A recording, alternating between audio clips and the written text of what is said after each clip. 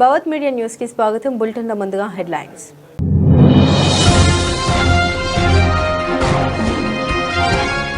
ఐదు రోజుల పాటు హిమాచల్ ప్రదేశ్ లో పర్యటించనున్న రాష్ట్రపతి అటల్ టన్నెల్ ను సందర్శించడంతో పాటు పలు కార్యక్రమాలకు హాజరు కానున్న ముర్ము.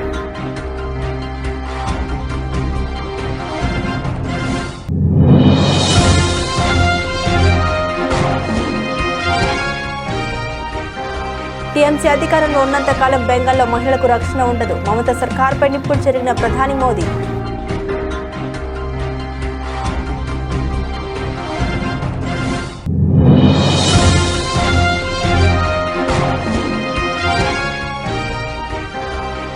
మే 10లోగా డీకే శివకుమార్ ను కర్ణాటక ముఖ్యమంత్రిగా నియమించాలి. కాంగ్రెస్ హైకమాండ్ ను డిమాండ్ చేసిన ప్రణవానంద స్వామీజీ.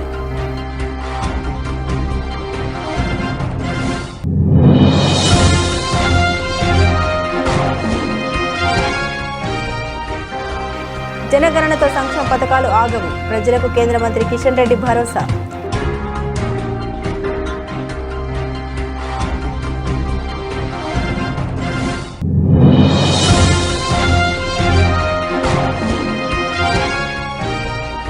రాష్ట్ర ప్రజలంతా జనగణనలో పాల్గొనాలి. పిలుపునిచ్చిన తెలంగాణ గవర్నర్ శుక్లా సీఎం రేవంత్.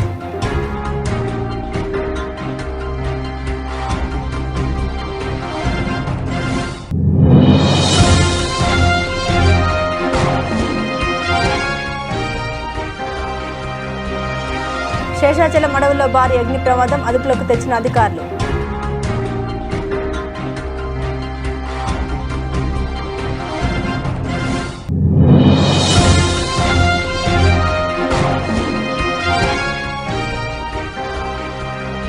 తెలంగాణ భవన్లో ఘనంగా టీఆర్ఎస్ ఆవిర్భావ దినోత్సవం. పార్టీ జెండా ఎగురవేసిన మాజీ మంత్రి కేటీఆర్.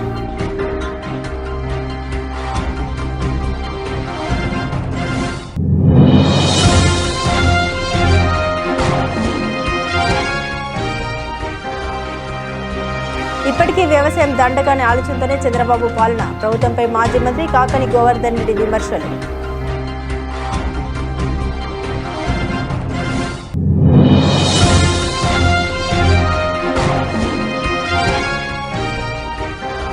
బీఆర్ఎస్ పార్టీకి టీఆర్ఎస్ పార్టీ గురించి మాట్లాడే నైతిక హక్కు లేదు. గులాబీ నేతల వ్యాఖ్యల్ని ఖండించిన తెలంగాణ జాగృతి వర్కింగ్ ప్రెసిడెంట్ రూప్ సింగ్.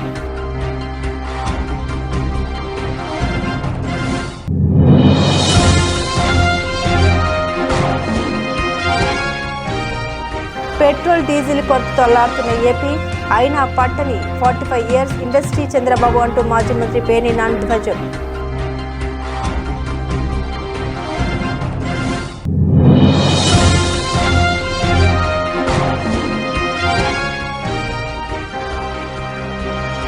సూపర్ ఓవర్లో లక్నోపై కోల్కతా థ్రిల్లింగ్ విక్టరీ. ఆల్రౌండ్ ప్రదర్శనతో జట్టు విజయంలో కీలక పాత్ర పోషించిన రింకు సింగ్.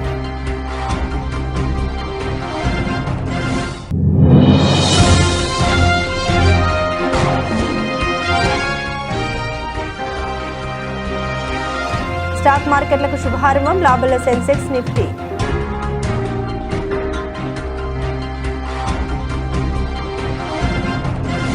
రాష్ట్రపతి ద్రౌపది ముర్ము నేటి నుండి 5 రోజుల పాటు హిమాచల్ ప్రదేశ్లో పర్యటించనున్నారు. వేసవి విడిది పర్యటనలో భాగంగా రాష్ట్రపతి సిమ్లాలోని రాష్ట్రపతి నివాస్లో బస చేస్తారు. తన పర్యటనలో భాగంగా ఆమె అటల్ టన్నెల్ను సందర్శించడంతో పాటు కృషి విశ్వవిద్యాలయ స్నాతకోత్సవం ఆర్మీ ట్రైనింగ్ కమాండ్ కార్యక్రమాల్లో పాల్గొననున్నారు. ఏప్రిల్ 30న ఆమె రాష్ట్రపతి నివాస్లో ఎట్ హోమ్ విందును ఏర్పాటు చేయనున్నారు. మే 1న రాష్ట్రపతి ఢిల్లీకి బయలుదేరే ముందు షిమ్లాలోని ఆర్మీ ట్రైనింగ్ కమాండర్ను సందర్శిస్తారు. తృణమూల్ కాంగ్రెస్ పార్టీ అధికారంలో ఉన్నంతకాలం పశ్చిమ బెంగాల్లో మహిళలకు రక్షణ ఉండదని ప్రధాని మోదీ అన్నారు. స్త్రీలను హింసించే గూండాలకు ఆ పార్టీ అండగా నిలుస్తుందని విమర్శించారు. అందుకే రాష్ట్ర ప్రజలు మార్పు కోరుకుంటున్నారని ప్రధాని వ్యాఖ్యానించారు. ఈసారి ఎన్నికల్లో బీజేపీని గెలిపిస్తే మహాజంగిల్ రాజ్ నుండి రక్షణ కల్పిస్తామని తెలిపారు. మహిళల రక్షణ గురించి తాము ఆలోచిస్తాం కాబట్టి ఆర్జికల్ మృతురాలి తల్లికి తమ పార్టీ అభ్యర్థిగా ఎన్నికల టికెట్ ఇచ్చామని తెలిపారు. బెంగాల్లో తమ అధికారంలోకి వచ్చిన వెంటనే మహిళలపై దారుణాలకు పాల్పడిన నిందితుల్ని న్యాయస్థానం ముందు నిలబెడతామని తెలిపారు. బంగాల్లో జరిగిన ఓ బహిరంగ సభలో ప్రధాని ఈ వ్యాఖ్యలు చేశారు. हुगली नदी के आसपास की ये पूरी बेल्ट अंग्रेजों के जमाने में भी रोजगार, व्यापार, कारोबार के लिए जानी जाती थी, लेकिन टीएमसी के महाजंगल राज ने इस क्षेत्र को बहुत पीछे धकेल दिया। आप याद कीजिए साथियों, टीएमसी ने क्या क्या सपने दिखाए थे। 10 लाख लघु उद्योग की बात कही थी, 2000 बड़े उद्योग की बात कही थी, हर जिले में मेगा फूड पार्क की बातें कही थी, पोर्ट का विस्तार, न जाने कितने कितने वादे किए थे। लेकिन साथियों, ये सारे वायदे सिर्फ और सिर्फ महाझूठ ही निकले हैं। हालात ये है कि टीएमसी ने 15 साल में किसानों को आत्महत्या करने के लिए छोड़ दिया, श्रमिकों को कहीं का नहीं छोड़ा और युवाओं को पलायन के लिए मजबूर कर दिया। हालत यह है कि यहां कई सारी जूट मिलें और प्लांट बंद पड़े हैं। साथियों, दशकों पहले जब भारत में सिर्फ एम्बेसडर कार बनती थी तो उसका कारखाना यहां उत्तरपाड़ा में था।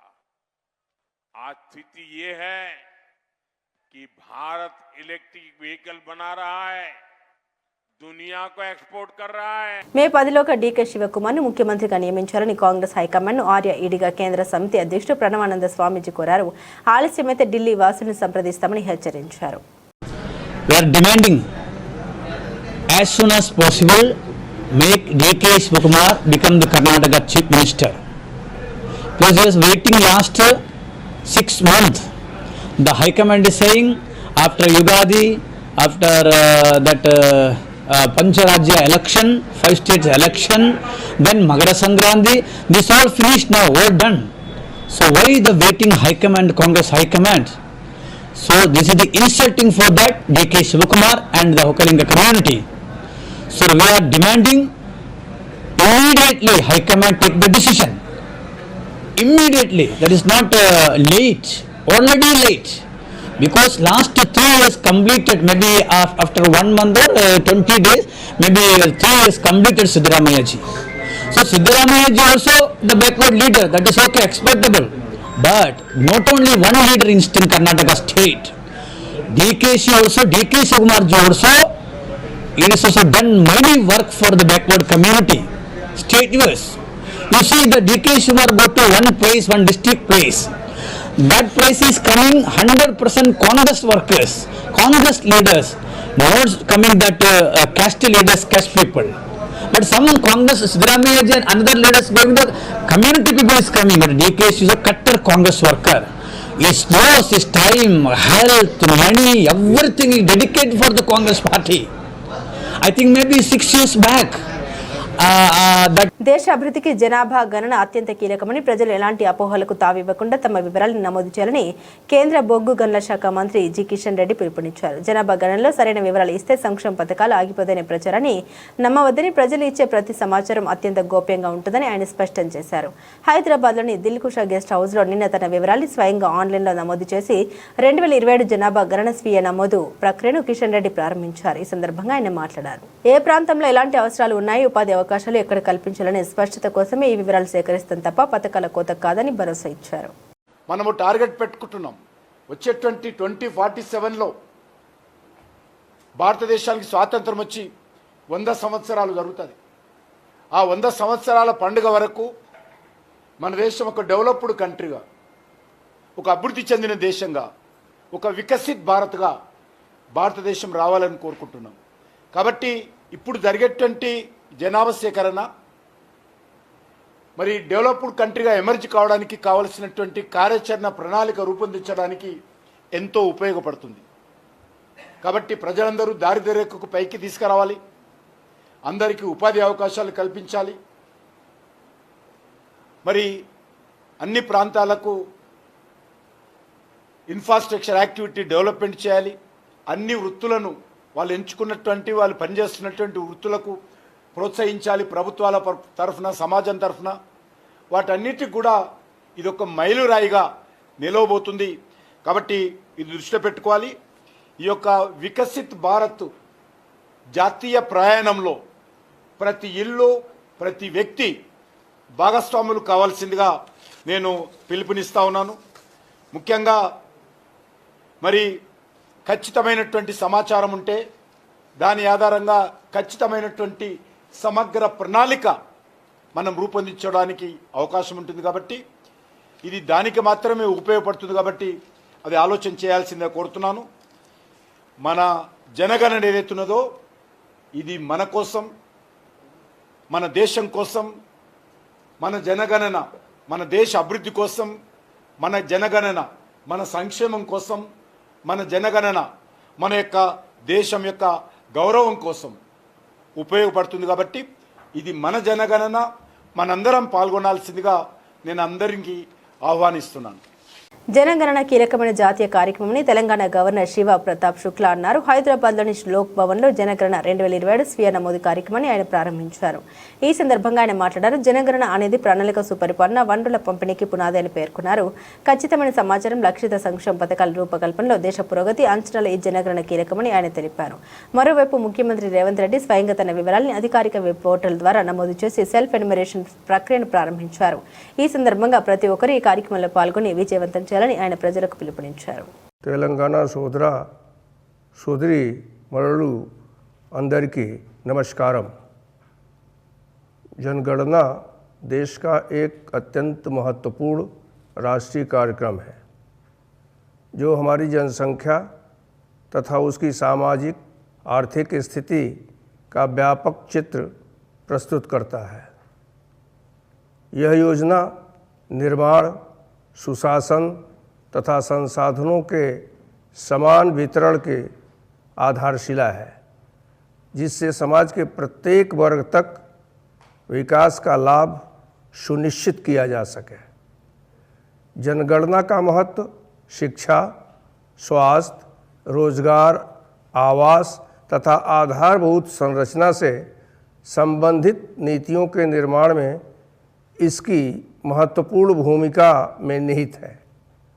सटीक आंकड़े सरकार को लक्षित कल्याणकारी योजनाएं तैयार करने तथा राष्ट्रीय प्रगति का प्रभावी आकलन करने में सक्षम बनाते हैं। यह जनगणना विशेष रूप से महत्वपूर्ण है क्योंकि यह तेलंगाना राज्य की पहली जनगणना है। राज्य के भविष्य के विकास और प्रगति के लिए सटीक आंकड़ों पर संकलन अत्यंत आवश्यक है। तेलंगाना में स्वगणना सेल्फ इन्फॉर्मेशन चरण 26 अप्रैल 2026 से 10 मई 2026 तक आयोजित किया।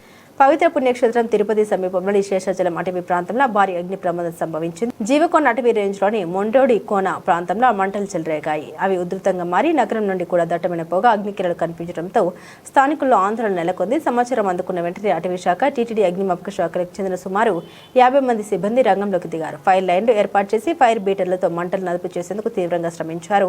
ఈ ప్రమాదంలో సుమారు 2 కిలోమీటర్ల మేర అటవీ ప్రాంతం కాలిపోయిందని, విలువైన వృక్ష సంపద, వనమూలికలు అగ్నికి ఆహుతయ్యాయని అధికారులు ప్రాథమికంగా అంచనా వేశారు. మంటల దాటికి వన్యప్రాణుల భయంతో పరుగులు తీశాయి.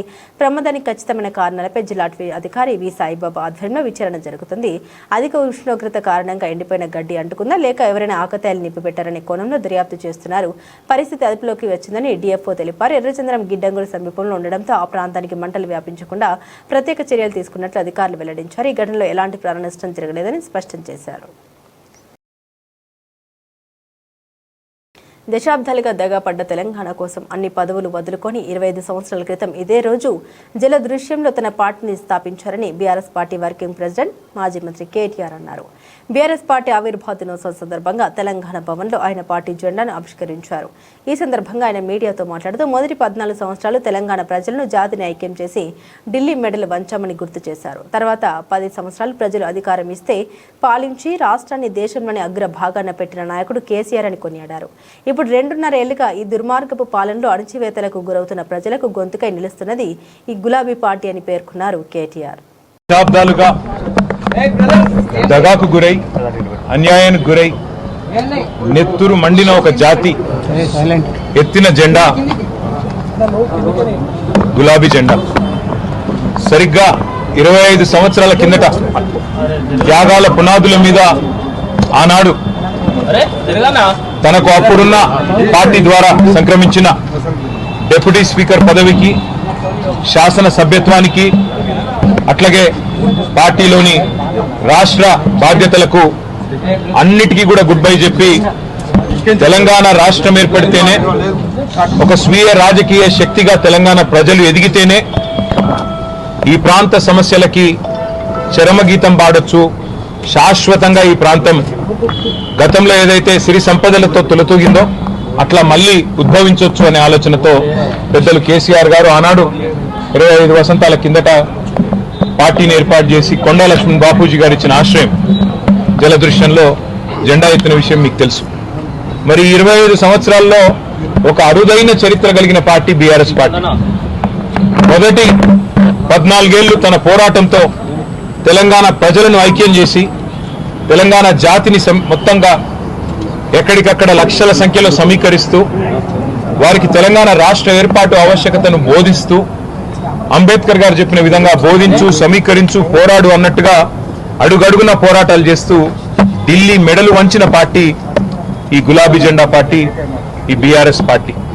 10 ఏళ్ల పాటు ప్రజలు అధికారం ఇస్తే మరి ఒక బాధ్యతగా భావించి రాష్ట్రం సాధించిన పార్టీకే ప్రజలు బాధ్యతనివ్వడాన్ని ఒక గౌరవంగా భావించి రాష్ట్రాన్ని అగ్రభాగాన 10 ఏళ్ల తన పరిపాలనలో నిలబెట్టిన నాయకుడు మహానాయకుడు కేసీఆర్ గారు. అట్లా నడిపిన పార్టీ బీఆర్ఎస్ పార్టీ. అదేవిధంగా గత 2.5 సంవత్సరాలుగా ఈ దుర్మార్గ అరాచక పాలనకు వ్యతిరేకంగా పంటలకు గిట్టుబాటు ధర లేక ప్రభుత్వం నుండి పంట నష్టపరిహారం అందక కూటమి ప్రభుత్వం వచ్చాక 2 ఏళ్లలో రైతులు ఏకంగా 25,000 కోట్లు నష్టపోయారని నెల్లూరు వైఎస్ఆర్సీపీ అధ్యక్షుడు మాజీ మంత్రి కాకాని గోవర్ధన్ రెడ్డి విమర్శించారు. నెల్లూరు వైఎస్ఆర్ కాంగ్రెస్ పార్టీ కార్యాలయంలో ఆయన మీడియాతో మాట్లాడారు. 4వ ముఖ్యమంత్రి అయినప్పటికీ చంద్రబాబులో మార్పు రాలేదని, ఇప్పటికీ వ్యవసాయం దండగానే విధానాలతోనే పనిచేస్తున్నారని ఆరోపించారు. గతేడాది పత్తి, పొగాకు, మిర్చి సాగు చేసిన రైతులకు గిట్టుబాటు ధర అందక ఎకరాకు 5 లక్షల మేర భారీగా నష్టపోయారని, దీంతో ప్రభుత్వ సూచనతో వారంతా మొక్కజొన్న సాగు చేశారని తెలిపారు. ప్రభుత్వం చెప్పిన పంటలు సాగు చేసినప్పటికీ వారికి అండగా మద్దతు ధరకు పంటలు కొనుగోలు చేసే ప్రయత్నం చేయడం లేదని ధ్వజమెత్తారు. ఈరోజు రైతులకు సంబంధించి అయ్యా మేము పండించినటువంటి పంటలకు గిట్టుబాటు ధర లేదు, మొక్కజొన్నకు సంబంధించినటువంటి రైతులని తీవ్రమైనటువంటి ఇబ్బందులు పడుతున్నాం, సంక్షోభంలో ఉన్నాం, కనీసం పెట్టుబడి కూడా వచ్చేటువంటి పరిస్థితులు లేవు, తీవ్రంగా నష్టపోయేటువంటి దుస్థితిలో మేము కొట్టుమిట్టాడుతున్నాం. కాబట్టి మేము నష్టాల ఊబిలో నుంచి, అప్పుల ఊబిలో నుంచి బయటపడేటువంటి పరిస్థితి లేదు. చంద్రబాబు నాయుడు వచ్చిన తర్వాత గత 3 సంవత్సరాలుగా పంటల చేతికొస్తే ప్రతి సంవత్సరం నష్టం తప్ప లాభం వచ్చేటువంటి పరిస్థితి లేదు. ఈ 2 సంవత్సరాలలో ఎప్పుడు పంట చేతికొచ్చినా సరే ప్రతి సంవత్సరం లక్షలలో రైతులు నష్టపోతున్నారు తప్ప రైతుల గురించి ఆలోచన చేయడం, రైతులకు సంబంధించి కనీస మద్దతు ధర ఇచ్చేటువంటి పరిస్థితి లేదు. చంద్రబాబు నాయుడు చేస్తున్నటువంటి నిర్వాహకం ఏంటంటే కనీస మద్దతు ధర ప్రకటించిన తర్వాత కేంద్ర ప్రభుత్వానికి లేఖలు రాయడం, కేంద్ర ప్రభుత్వానికి లేఖలు రాసి దీనికి సంబంధించి మీరే కొనుగోలు చేయండి, మీరు ముందుకు రండి, మా రైతులను ఆదుకోండి అని చెప్పి మొసలి కన్నీరు కారుస్తూ తాను రైతుల పక్షాన నిలబడి కేంద్ర ప్రభుత్వాన్ని అర్థించినట్టుగా నాటకాలు ఆడుతున్నాడు తప్ప రైతులను ఆదుకోవాలనేటువంటి కనీస ఆలోచన చేయకపోవడం నిజంగా దురదృష్టకరమైనటువంటి పరిణామం. ఒక పక్క రైతులకు సంబంధించినటువంటి వాళ్ళ రోదన గుండెలు పిండేస్తున్నా సరే చంద్రబాబు నాయుడికి చీమ కుట్టినట్టైనా లేకుండా చంద్రబాబు నాయుడు ఎంతసేపటికి అమరావతిను, బిజినెస్ అను, క్వాంటమ్ వ్యాలీలను, రకరకాలైనటువంటి మాటలు, రకరకాలైనటువంటి కథలు ఈరోజు జనాల్లో ఒక దుష్ప్రచారాన్ని తీసుకువెళ్ళడం, లేనటువంటి హైప్ క్రియేట్ చేయడం, పచ్చ మీడియా చేత భాగాలు ఎదుర్చుకోవడం తప్ప అనేక రకాలైనటువంటి ఇబ్బందులు రైతులు పడుతున్నా పట్టించుకున్నటువంటి పరిస్థితి. ఇదే చంద్రబాబు నాయుడు గత ఏడాది ఎక్కడైతే నల్లబర్లి పొగాకు వేశారో దానికి సంబంధించి రైతులు నష్టపోయారు. మిర్చి బీఆర్ఎస్ పార్టీకి టీఆర్ఎస్ పార్టీ గురించి మాట్లాడే నైతిక హక్కు లేదని తెలంగాణ జాగృతి వర్కింగ్ ప్రెసిడెంట్ రూప్ సింగ్ అన్నారు. తెలంగాణ అనే పదాన్ని తొలగించినప్పుడే ప్రజలు వారిని తిరస్కరించారని మండిపడ్డారు. ఈ రోజు వారు తమ నాయకురాలు కల్వకుంట్ల కవిత పెట్టిన పార్టీపై మాట్లాడే అర్హత లేదని స్పష్టం చేశారు. హృదయపూర్వక నమస్కారాలు. నిన్నటి రోజు మా అధినేత్రి కల్వకుంట్ల కవితక్క గారి నాయకత్వంలో మరి నూతన రాజకీయ పార్టీని ఆవిష్కరించుకునేటువంటి విషయం మీ అందరికీ తెలుసు.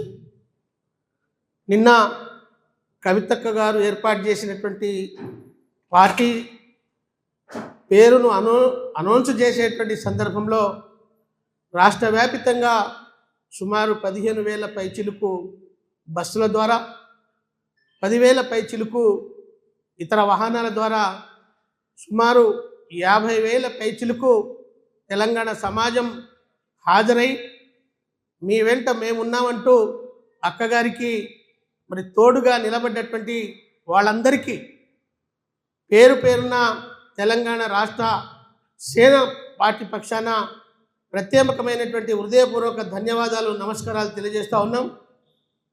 నిన్ననే కాకుండా మొన్న కూడా, అంటే మొన్న రాత్రి నుంచే అనేక జిల్లాల నుండి పాదయాత్రలు, అలాగే ఎడ్ల బండ్ల యాత్రలు, అదేవిధంగా ట్రాక్టర్ ర్యాలీలు, రకరకాల వినూత్నమైనటువంటి ప్రదర్శనతో పాటు ముందు రోజే వందలాది మంది, వేలాది మంది అనేక జిల్లాల నుంచి వచ్చి నిన్న ఆ పార్టీ కార్యక్రమంలో పాల్గొని అక్కగారి తోడుగా నిలబడేటువంటి వారందరికీ కూడా పేరు పేరున మరోసారి హృదయపూర్వక ధన్యవాదాలు తెలియజేస్తూ ఉన్నాను.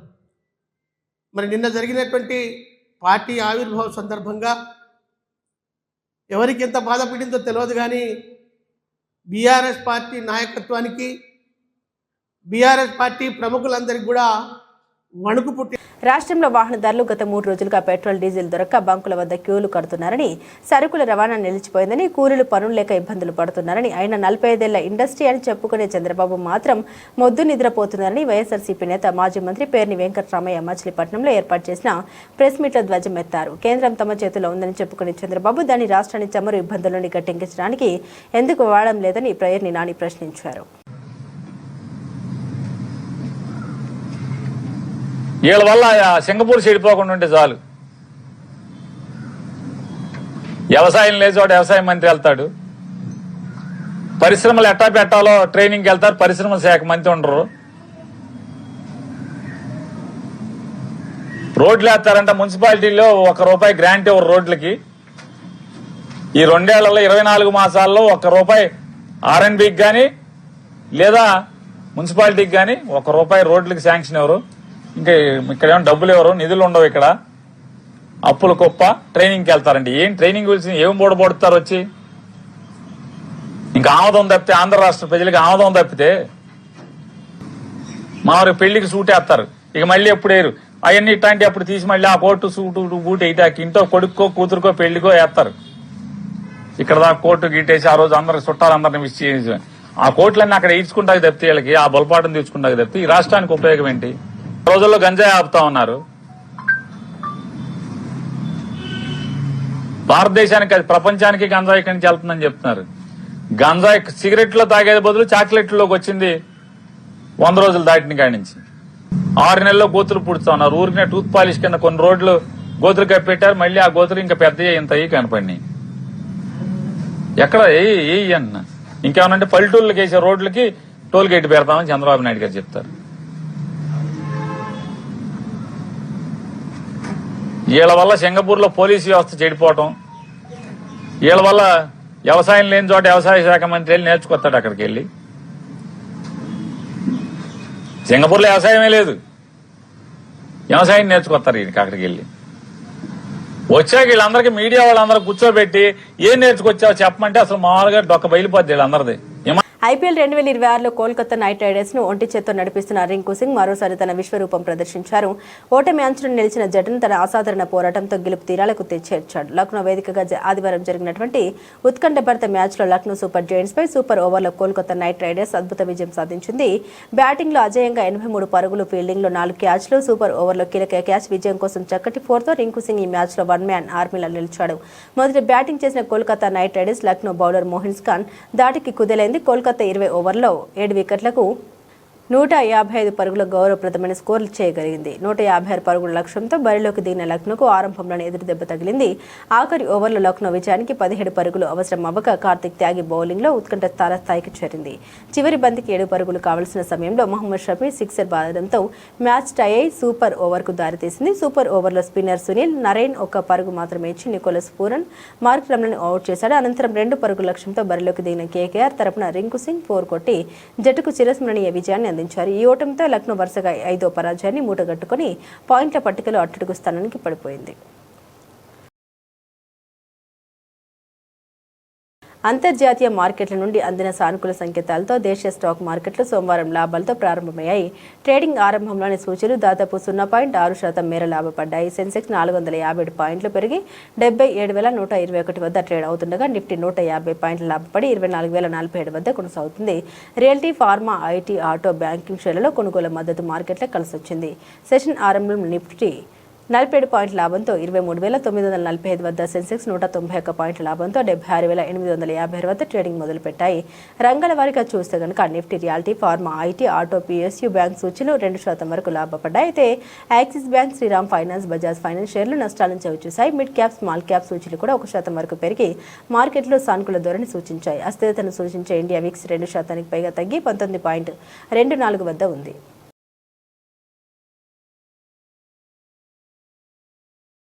బులెటిన్ ముగించే ముందు హెడ్లైన్స్ మరోసారి.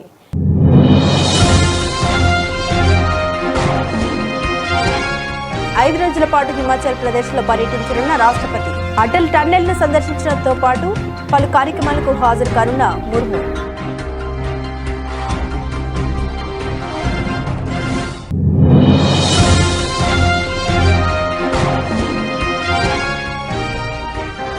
టీఎంసీ అధికారంలో ఉన్నంత కాలం బెంగాల్లో మహిళలకు రక్షణ ఉండదు. మమతా సర్కార్పై నిప్పులు చెరిగిన ప్రధాని మోదీ.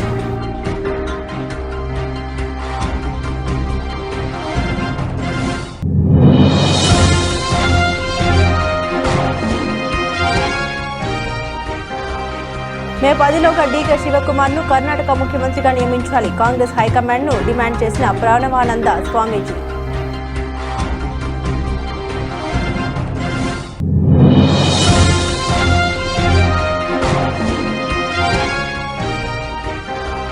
జనగణనతో సంక్షేమ పథకాలు ఆగవు. ప్రజలకు కేంద్ర మంత్రి కిషన్ రెడ్డి భరోసా.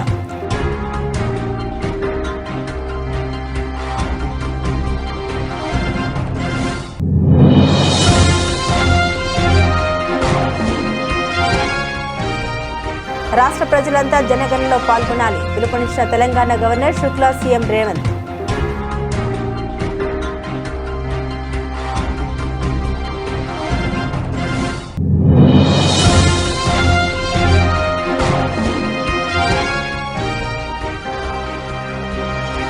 శేషాచలం అడవుల్లో భారీ అగ్ని ప్రమాదం, అదుపులోకి తెచ్చిన అధికారులు.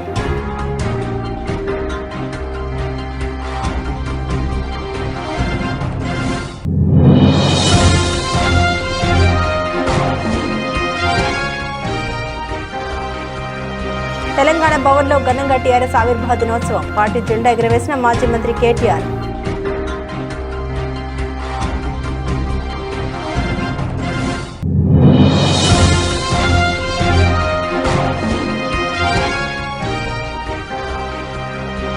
ఇప్పటికీ వ్యవసాయం దండగానే ఆలోచనతోనే చంద్రబాబు పాలన. ప్రభుత్వంపై మాజీ మంత్రి కాకని గోవర్ధన్ రెడ్డి విమర్శలు.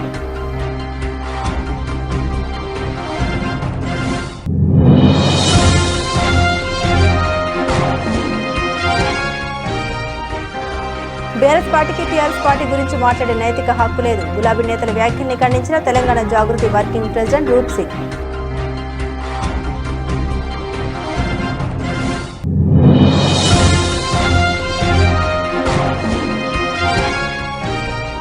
పెట్రోల్, డీజిల్ కొరతతో అల్లాడుతున్న ఏపీ, అయినా పట్టని 45 ఇయర్స్ ఇండస్ట్రీ చంద్రబాబు అంటూ మాజీ మంత్రి పేర్ని నాని ధ్వజం.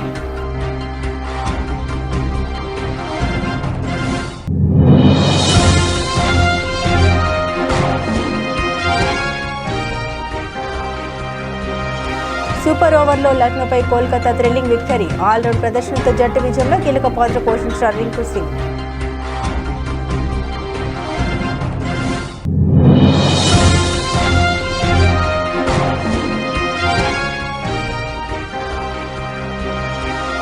స్టాక్ మార్కెట్లకు శుభారంభం. లాభాల్లో సెన్సెక్స్, నిఫ్టీ.